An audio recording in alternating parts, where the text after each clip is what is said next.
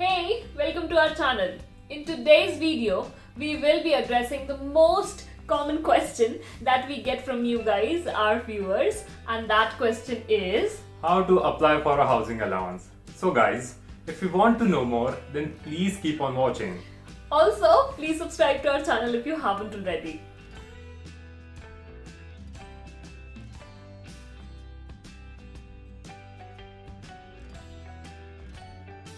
One of the monthly expense for any student who is living away from their home is monthly rent.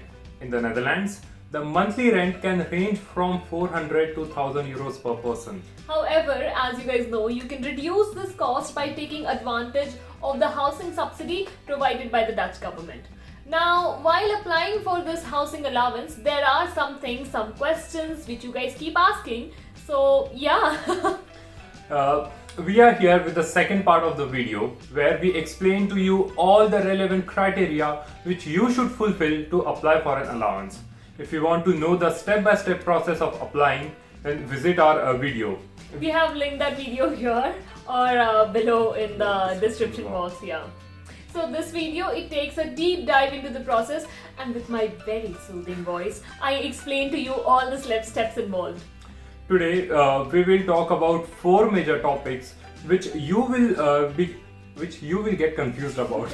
These topics are your rental breakdown, your earnings, your age, and your living arrangement. But stay tuned till the end of the video to receive more additional information. That is very important. And also do not forget to visit our blog to read all of this information.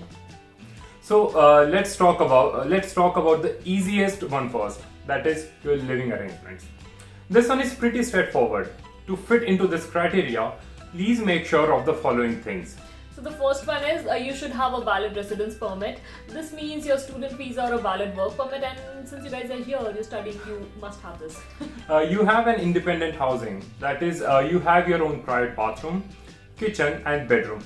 Usually, student housing studio apartments do qualify for an allowance. But say if you are living in a house which is shared, say two other people are living with you and you guys share a kitchen, then mostly you are not eligible for this benefit. However, if your landlord or housing company has registered that apartment for a housing allowance, then of course you can claim that. So please check all of this before you are entering a rental contract. Another important criteria is that you are officially registered with the local municipality at your residence address.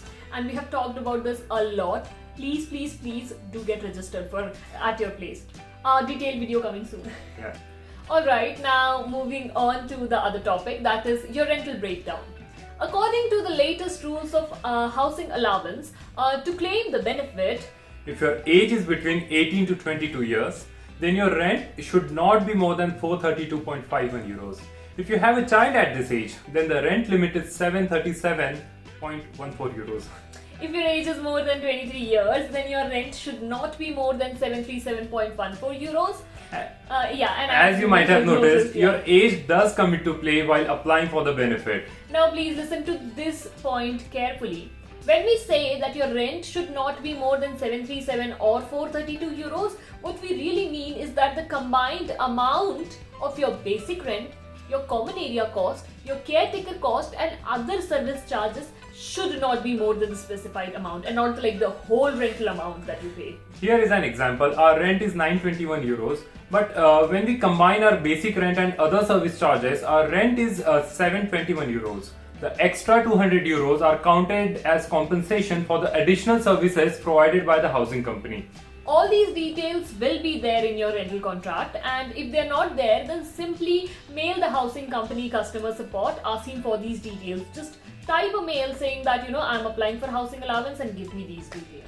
Moving on to the final major topic, that is your income. Usually for a student, it is simpler to fit into the criteria. But there are still so many questions like, what if I start a part-time job or a paid internship? What if I'm living with someone who earns? So here we are answering all your questions. So if you are living at your residence alone, then your yearly income should not exceed 30,846 euros. if you have a fiscal partner, that is a person who is living with you and is registered at your place, then the combined household income should not exceed 61,992 euros. This person living with you is considered as a fiscal partner. The person is not a fiscal partner if he or she is subletting the place from you. Another point to remember is that say when you have such a partner, the allowance you will receive will be combined. So for example, the maximum allowance that you will receive in any case is 321 euros. So say for our case, it's not like he gets 321 and I get 321. No, that amount for your entire household. So combined we get 321 euros back as our housing allowance. Let's look at some of the additional but important points that you need to keep in mind. These are really important, guys. So first one is, please apply for the housing allowance before the deadline. To claim the allowance for 2020, please apply before 1st September 2021. Now let's assume that I have to apply for my allowance and my rent started in January 2020 and I am applying in December 2020.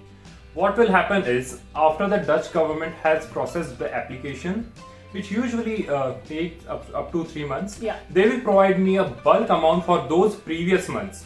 After that point, they will give me monthly payments. So yeah, every month it's like a salary. Another point, say you moved to a location with a higher rent, or you started earning above the threshold limit, or your address changes. You will have to report this change in the housing allowance portal. Please check our last video where we have explained this step. If you moved in August and you report this in December, you will receive a letter from the authorities asking you to pay back the extra money that you have received for these 3 months. Your worldwide assets, that is your bank account savings, any property that you hold, should not be worth more than 30,360 euros. If you have a fiscal partner, then the combined assets value should not be more than 60,720 euros. However, you can always reduce these assets, which can be counted as loans, debts or mortgages. If you do get confused, you can always contact the authorities, of course. So we have linked their contact details below in the description box. So you can mail them or just call them out. Yeah. Hopefully, we have covered every detail which might come in your way. If you still have any questions or if you missed something, then please let us know in the comment box below. Also, if we have managed to cover everything, then please show your love by commenting, liking, subscribing and sharing. See you guys next time. Bye. Bye.